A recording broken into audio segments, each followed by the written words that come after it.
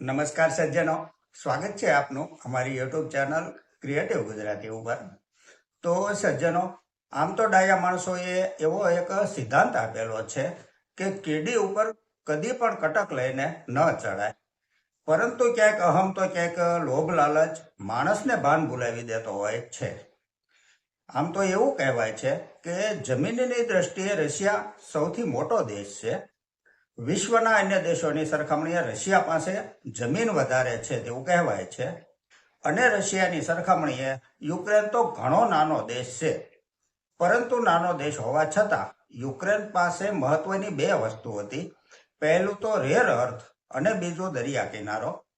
પરંતુ આ બંને તો યુક્રેનનું પોતાનું હતું.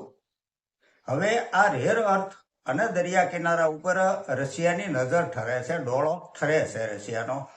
અને પોતાના લોભ લાલચ અને સ્વાર્થને લઈને યુક્રેનને એક નાનો દેશ સમજી અને તેને અંડર એસ્ટિમેટ કરીને રશિયાએ આ બધું હસ્તગત કરી લેવાના મનમાં મનસુબા ઘડીને યુદ્ધ જાહેર કરી દીધું.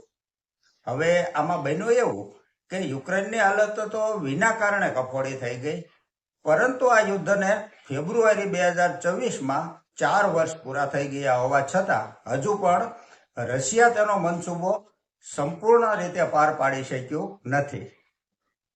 અને આ વગર વિચાર્યા લીધેલા નિર્ણયના 4 વર્ષ વીત્યા પછી તેના પ્રત્યાઘાત કહો કે રિએક્શન કહો અથવા સાઇડ ઇફેક્ટ કહો અથવા બાય પ્રોડક્ટ કહો, પરિણામ એ આવ્યું કે રશિયાએ હાલમાં 16 ટન જેટલું ગોલ્ડ વેચવા કાઢવાની ફરજ પડી છે.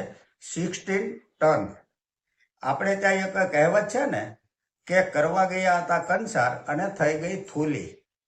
તેના જેવો જ કઈ ઘાટ થયો હશે આ મામલે રશિયાનો. કારણ કે 16 ટન સોનું વેચવાની ફરજ પડે તે કઈ નાની સૂની બાબત ન કહી શકાય. અને આ ગોલ્ડ જેવી કિંમતી ધાતુ વેચવામાં પણ રશિયાને હાલમાં અડચણ એટલે કે અમુક પ્રકારના અવરોધ આડે આવી રહ્યા છે, નડી રહ્યા છે. કારણ કે તેના ઉપર અમેરિકાએ સેન્કશન બહુ ઝાઝા લાદી દીધેલા છે. જોકે એવું જાણવા મળે છે કે અમુક હિસ્સો રશિયન નાગરિકોએ પણ રૂબલમાં જ ખરીદી લીધો છે. અને પ્રમાણમાં થોડો મોટો હિસ્સો કહી શકાય તેવી ખરીદી ચાઇનાએ બાર્ટર પદ્ધતિથી ખરીદ્યો છે. અને હજુ અમુક હિસ્સો વેચવાનો બાકી પણ છે જે આવનાર સમયમાં વેચાશે. કદાચ એટલે જ આપણા વડવાઓએ કહેતા હતા કે કજિયાનું મોં કાળું. કજિયો, બાંધણ, ઝઘડો, યુદ્ધ, વોર આ કોઈને પણ સુખી નથી થવા દેતું હતું. એક સમયે સમ્રાટ અશોક પણ કલિંગનું યુદ્ધ જીત્યા પછી સુખી નહોતા થઈ શક્યા, જીતનો આનંદ નહોતા અનુભવી શક્યા.